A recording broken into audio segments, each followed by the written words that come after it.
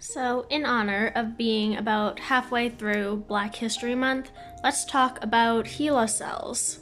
So, HeLa cells are a strain of immortal cell culture that was harvested in the 1950s and are still used in labs today. So they're technically immortal because the ends of them, the telomeres don't degrade, and that's why they're immortal, because they can just keep going on and reproducing and differentiating into different cells without dying off like normal cell cultures. So the Black history comes into this because all of the HeLa cells that we have currently were harvested from one woman, Henrietta Lacks.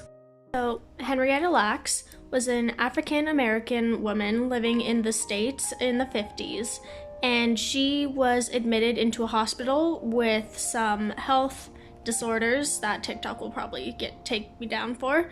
But so she was diagnosed with a type of cancer and given treatment, which unfortunately didn't work, and she passed away. But over the course of her treatment, a cell culture was harvested from her cancer without her consent by her doctors. That was normal practice at the time when, especially with tumors, doctors would take samples of their patient and then use them for further, experimentation or diagnosis or anything. That was normal practice at the time.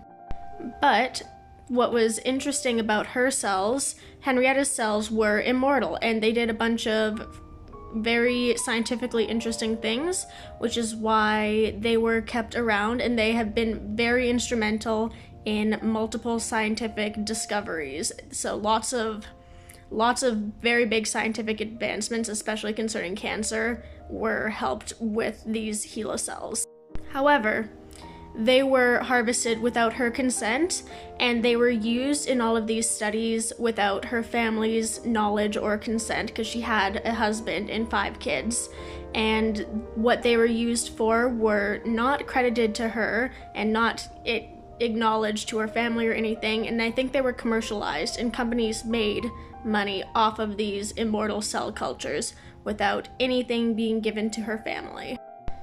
And her family, when they found out, they were obviously and righteously upset about this, but there was pretty much nothing they could do. And that is why ethics boards are very important in science, so stuff like this doesn't happen. So HeLa cells all came from this one very important African American woman who was not credited or her family credited with any of it. Happy Black History Month.